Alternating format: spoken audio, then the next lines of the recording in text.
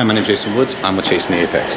So I'm at the McLaren Technology Centre in England, and I'm here with Amanda McLaren, the Princess of McLaren, and this should be pretty special.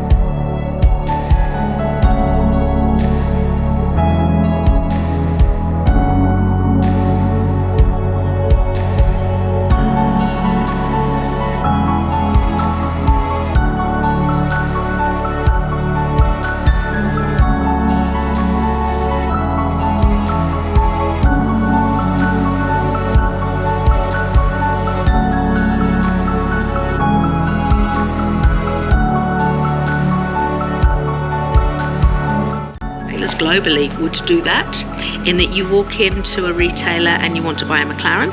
Which one? What do you want to do with it? Because each of our cars is designed with a specific purpose in mind. So some are way more track focused, some are more road focused, some have more luggage space, some are more playful, some are more serious. So your retailer would engage with you about what you want, and then kind of start steering you down a particular path. If you then, so you choose a 720 Spider, you would then start looking at, obviously, what colour. That's a biggie, because it's what you see, first thing you see when you look at your car. But then you can start customising it and making it as bespoke as you want. And then you would spend time with McLaren Special Operations, MSO, making those choices, considering those choices. We have enthusiasts that are going to or be interested in something like this. Really, you're looking at little mini mortgage payments for them. For some of them. Some of them really truly couldn't afford this. They just need it in their lives. So your engagement in that and understanding of that, to me, shows a level of human compassion that I think most car manufacturers wouldn't have. This building opened by Her Majesty the Queen in 2004, and of course she signed our visitors book.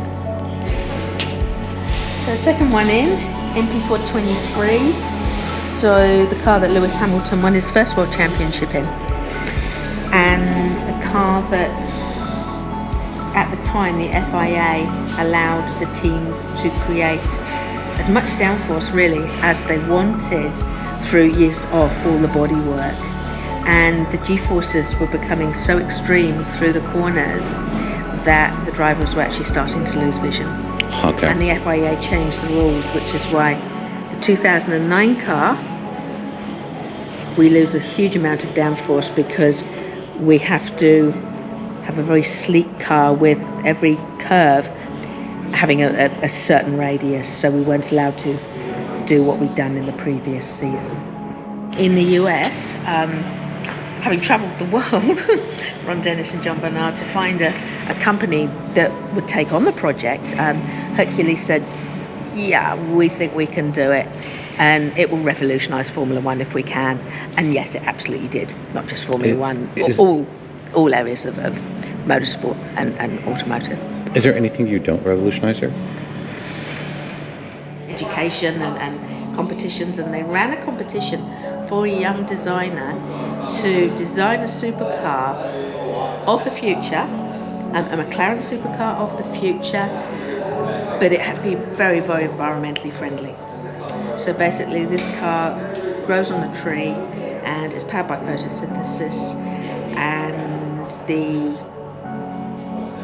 boy that designed it, he was chosen as the winner, came here, had a tour, had a hot lap at Dunsfold with the Stig, and with our virtual reality and design systems we have, he got to actually see his car and experience his car. And he's probably got a job here in the future if he carries on like this, because he's obviously a very talented. Now, it's my understanding this thing actually runs. So it doesn't run in terms of go, but it runs Moves. in terms of, it doesn't move. Okay. You can push it. Okay. But you can start it up. Now, it's not got a real engine in it because that would melt the Lego brick. Sure. But it is interactive, so the info system works. So the Can-Am series, Canadian and American Challenge Cup series, was run through Canada and America, hence the name, and the prize money was considerable. And the thinking was, if they did reasonably well in the Can-Am series, it would help fund the fledgling Formula One team, because sponsorship back in the 60s was bits of car and lubricants and fuels. So you still had to pay the team, pay your rent, get the cars from race to race. So sports car series, Dad was basically, because of the rules, able to design and build a car exactly as he wanted to. Did they do very well? Yes, they did. They renamed the series the Bruce and Denny Show. Between them, Dad and Denny won 5 championships in a row, and in 1969 actually won all 11 of the 11 Can-Am races, 100% record.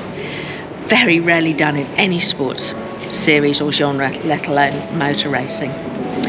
This car is actually the sister car to the car that my father was testing on June 2nd, 1970 at the Goodwood Circuit in Sussex here in England.